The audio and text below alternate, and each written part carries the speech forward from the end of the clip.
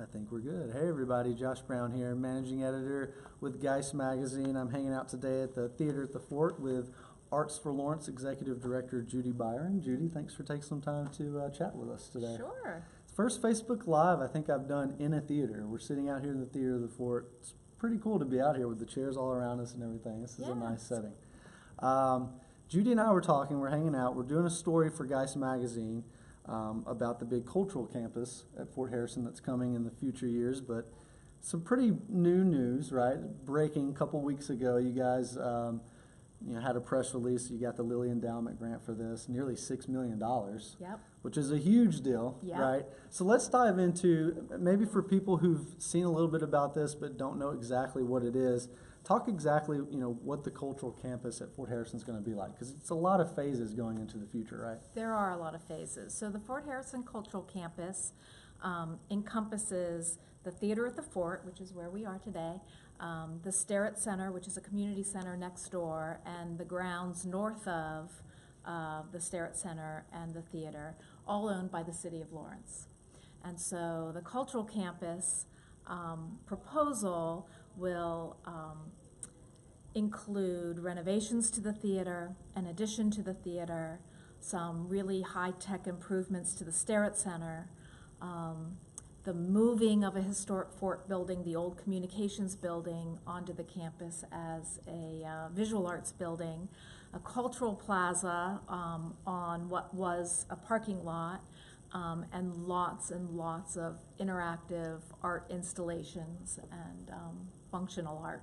It's going to be really cool. It's a mouthful. It's a lot. There's a lot of phases. Yeah. The first phase, really, for you guys is kind of the renovations here at the theater, right? And That's correct. maybe give some people some insight, because this is a project that's going to span probably up to 2023, right? It's going to take a little Correct. while. But the renovations here to the theater and what you guys are looking to add, that's something that could be done as soon as the summer of 2019, right? That's right. So phase one is renovations to the theater. We've been in this building, Arts for Lawrence has been in this building for 3 years now. We are the stewards of this historic theater. It was built in 1929. So it's almost 100 years old, and it's got a lot of wear and tear. Phase one includes a lot of painting and new flooring and just getting the building updated. Sure. But then it also includes some technical improvements. We're going to put in a movie screen and movie capabilities. We hope to have free movies here by the summer of 2019. Awesome. And then we're going to be installing a really great piece of public art in the lobby built by community members of fused glass that will be backlit. It'll be beautiful. Wow. It'll be an American flag. It'll be very nice. Wow, awesome. Yeah. Well, something you talked about a minute ago too was the communications building that's moving, right? Mm-hmm. You guys are being able to turn that into a visual arts center. That's a big deal for you guys, right? Because we were talking earlier how, when you guys have your art exhibits, they're kind of set up on the stage and maybe a week or two, but when there's time for another show, they got to be moved down. Yeah. So maybe explain to people what the new visual arts center is going to look like as far as being able to have a permanent art gallery for you guys. Yeah, so the old communications building will be our visual arts building. We propose it to have a permanent gallery. We'll have a curator that will be bringing in a new show on a monthly basis. Wow. So we'll be able to host those visual art exhibitions, not only regularly, but a week is probably the longest we've had anything up on the stage, and sometimes it's only a day, just because the stage is a really busy, active place. Right. Yeah. So even just logistically, it's going to help you guys out a lot with the shows you've got here, and even for the artists, being able to showcase their work longer. Mm-hmm. Awesome. Yeah. Awesome. Well, give us some insight, because there's going to be a lot of community response for this as well. Mm-hmm. You guys are giving some time for the community to be able to put in some response and input to this. Maybe give people a timeline. Is it January, February, March, of maybe some moments that they'll be able to to come to some informational sessions and give some feedback? Sure. So the first phase is our planning phase. So we'll be working with designers for months actually to get the whole master plan developed. But we'll also have some information sessions for the community to come out and learn about the cultural campus, and the dollars are earmarked for arts and cultural innovation. But we take suggestions. I mean, this is for the community, so we want the community's input on what they would like to see as far as arts and cultural innovation here. Yeah. So we'll have information sessions. They'll be announced through our website, through social media, through the city's website, through the city's social media. And then one of the things that we're really excited about is the Daily Tous les Jours will bring a temporary installation here from Montreal.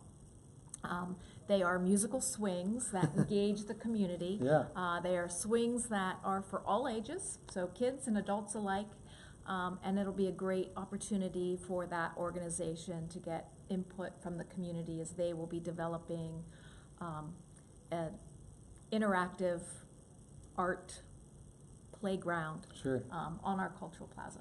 So. Well, and the interactive aspect is something that you talked about being really excited about, right? You guys are kind of working with another company to develop an augmented reality app and incorporate some very interactive things. Maybe give some people an insight of what that might look like. Yeah, so we're actually working with our neighbors here at the Fort, Schneider GIS. We're looking to develop an augmented reality application that would allow community members and visitors to come to the cultural campus. There will be brass footprints embedded into the sidewalk so that if you stand oriented on those footprints, you'll know that through your cell phone camera, using our app, you'll be able to see historical markers of the fort. You'll be able to see information about the public art at the cultural campus. And then what's really exciting is that it will be, there will be an opportunity for crowdsourcing, so people can add their own stories about the fort, their own pictures. It'll be a great way to archive the history of Fort Harrison. Yeah, so this whole thing is going to be very interactive, very technology-based too, and kind of updated, which is really, really cool. Yeah. Okay, so a big part of the grant is the phase going into the Cultural Plaza, right? Yes. And that's still kind of early on concept-wise. But maybe tell us, what is kind of your vision for the Cultural Plaza side of this? So we envision a lot of green space. There will still be some parking, but predominantly green space, hardscape with tables and chairs, a small amphitheater for outdoor programming, the Daily Tous les Jours interactive playground, benches that are hand-carved from limestone, functional artwork, so bike racks and trash receptacles, all designed by artists.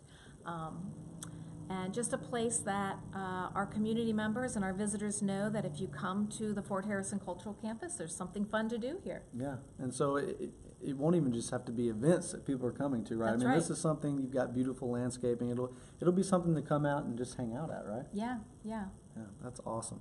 Well, obviously Mayor Collier's pretty excited about this. You talked about the support from the city, but maybe just tell us just how big the impact has been on them, Mayor Collier kind of getting behind you guys and supporting this whole process, really. Yeah, well, we couldn't have done it without the support of the city.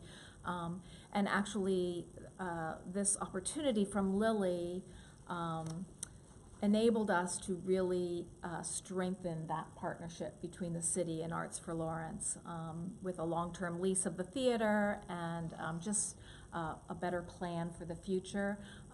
Not that we weren't already working that way, but we formalized it because of the grant, so that was great. Couldn't have done it without the support of the administration, so we're really grateful to Mayor Collier and his team for backing us on this great project. Yeah. Awesome. Well, and for you, I mean, it has special meaning. This is kind of your baby, right? It's been a vision for you for several years, especially this last year, really writing the grant, what it's going to look like. How excited are you for these changes? Oh, yeah, I'm excited. I don't know that I've been more excited. It's a great opportunity.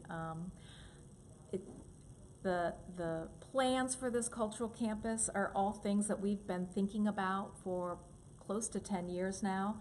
And so to be able to do what we had planned out for the next 10 or 20 years in a big leap forward in 3 or 4 years is really exciting. It's awesome. Awesome. Well, a lot to be excited about with the cultural campus at Fort Harrison coming in the next 3 to 4 to 5 years. I mean, stay tuned. The community, obviously, to the Arts for Lawrence and the City of Lawrence Facebook pages is the coming months when they start getting community input. Be looking out for that so you can attend those meetings. And this is something really to be excited about. It's going to be amazing for the community. We'll be doing a full feature on this soon for Geist Magazine, so stay tuned to that. And thanks again, everybody, for joining us today, and have a Merry Christmas. See ya. Merry Christmas.